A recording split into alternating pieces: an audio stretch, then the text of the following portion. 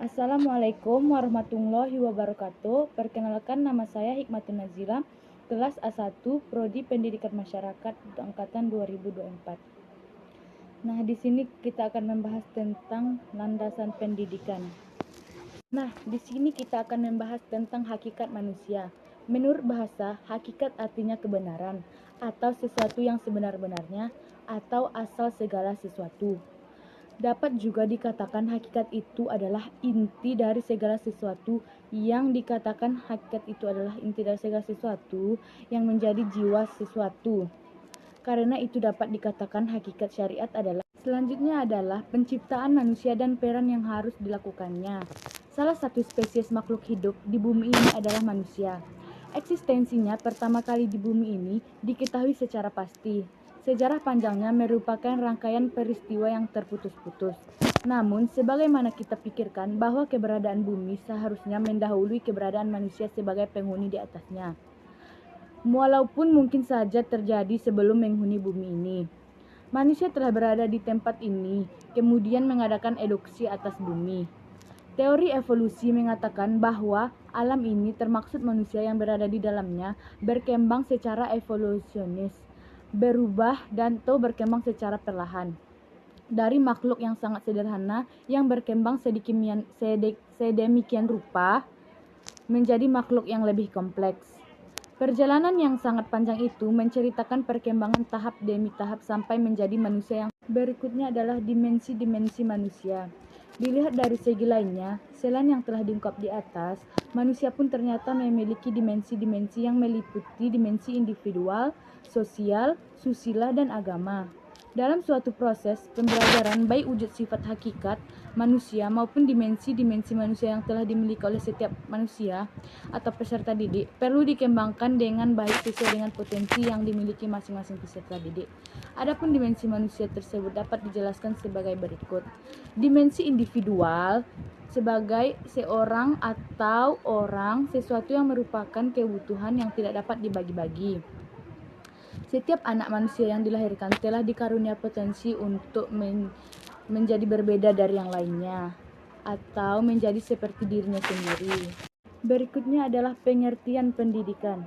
Perkembangan peradaban manusia semakin lama semakin maju, menuntut perkembangan dalam berbagai bidang, termasuk dalam bidang ilmu pengetahuan, khususnya berkaitan dengan teori-teori pendidikan. Ada banyak pengertian, pandangan, dan teori yang dikemukakan beberapa ahli mengenai pendidikan. Pendidikan dalam bahasa Yunani pedagogy, dalam bahasa Inggris pedagogy yang artinya the study of educational goals and process.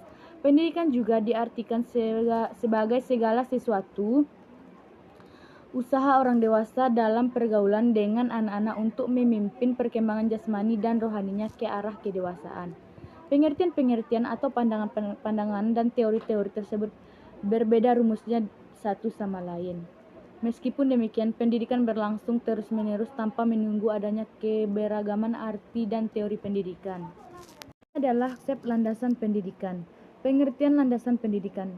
Secara leksikal, landasan bertumpuan atau dasar atau alas karena landasan merupakan tempat bertumpu atau titik. Karena itu landasan merupakan tempat bertumpu atau titik. Titik tolak atau dasar pijakan ini dapat bersifat materialis, contohnya landasan pesawat terbang. Dapat pula bersifat konseptual, contohnya landasan pendidikan.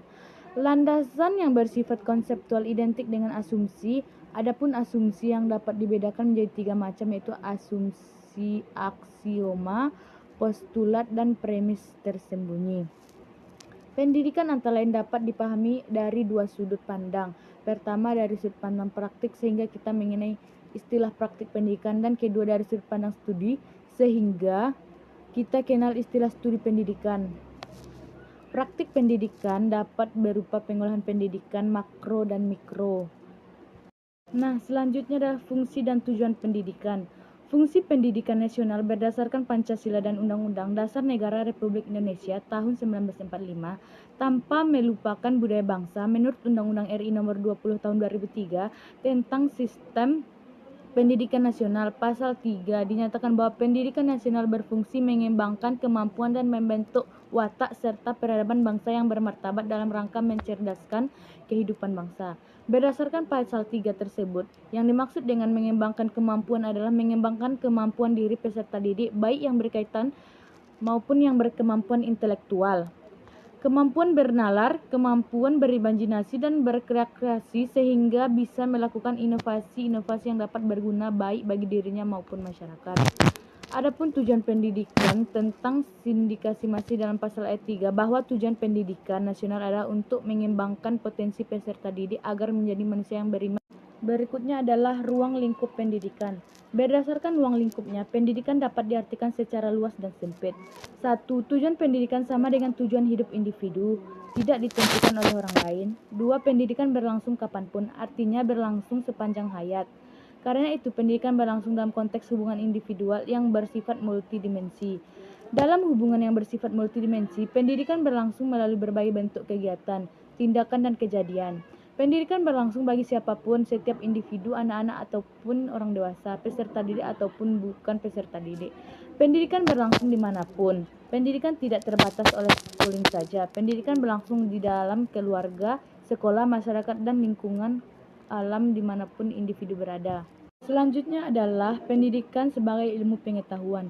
Ilmu adalah rangkaian aktivitas manusia yang rasional dan kognitif dengan berbagai metode berupa aneka prosedur dan tata langkah sehingga menghasilkan kumpulan pengetahuan yang sistematis mengenai gejala-gejala kealaman dan kemasyarakatan untuk mencapai kebenaran, memperoleh pemahaman, memberi penjelasan ataupun melakukan penerapan. Pendidikan adalah suatu proses metamorfosis ilmu dan pendidikan kepada peserta didik. Ilmu pengetahuan erat kaitannya dengan objek pendidikan. Ilmu yang ditransfer umumnya ilmu pengetahuan yang bersifat atau memberikan pengetahuan peserta didik dengan harapan peserta didik mampu mengetahui segala macam keadaan alam, sosial, dan kebudayaan yang ada di dunia. Misalnya pendidikan formal atau sekolah. Bagian selanjutnya adalah landasan filosofis pendidikan. Landasan filosofis pendidikan yang tergabung dari 1.